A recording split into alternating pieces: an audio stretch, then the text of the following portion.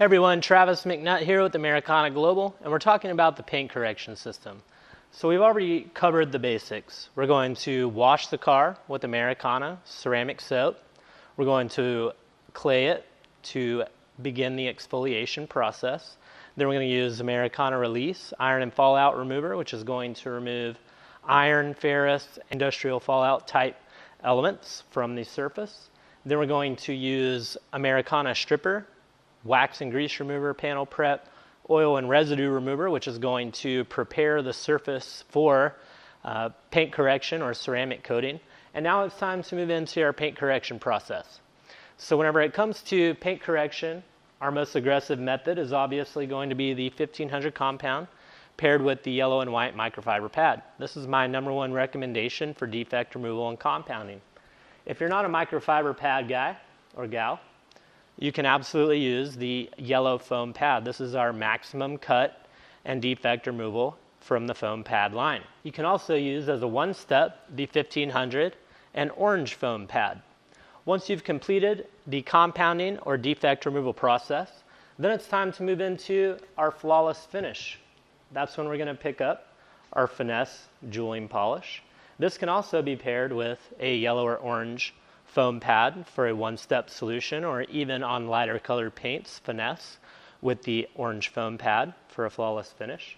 If you're working on a darker colored paint, I'd recommend finesse flawless finish with the black foam pad. And even if you're working on, say, soft clear coat, black GM probably, then you can pair the red foam ultra fine polishing pad with the finesse flawless finish. That's going to give you the capability to finish out the clear coat to perfection and prep for ceramic coating. So as we decide the size of section that we're going to be working on for the vehicle, first we're going to be starting with compounding, either microfiber or yellow foam pad. This is going to be the typical size of the section, 24 by 24 inches. Now as I run this section, I'm typically going to be using my Roops Bigfoot 21 Mark II polisher, set at speed 4 to 4.5. If you're using a flex machine, then you may want to increase the speed by 1 to 1.5 in order to get the same level of aggression out of that tool. What I'm going to do is apply 4 to 5 pea-sized drops to my pad of the Americana 1500 compound. I'm going to spread it out within my section, and then I'm going to crank the speed up to compounding speed, 4.5, 4. I'm going to run 3 passes over this area. So typically I would do vertical with 50% overlapping passes, then horizontal, 50% overlapping passes, and horizontal again, 50% overlapping passes.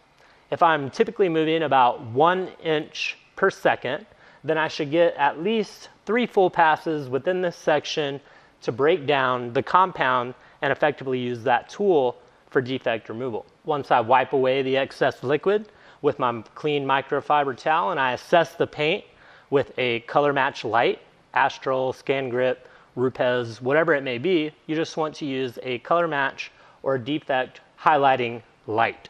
So I'm going to assess the paint.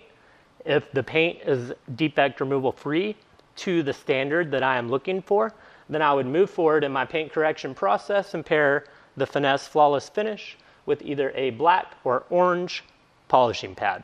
So after I've run my compounding section, if I'm happy with the results, then I'll proceed with the polishing section, which is going to be the finesse flawless finish paired with either a orange or black polishing pad. If there's still some random isolated deep scratches within the section that I just ran, then what I want to do as a part of developing a system or order of operations, I'm going to decrease the size of my section.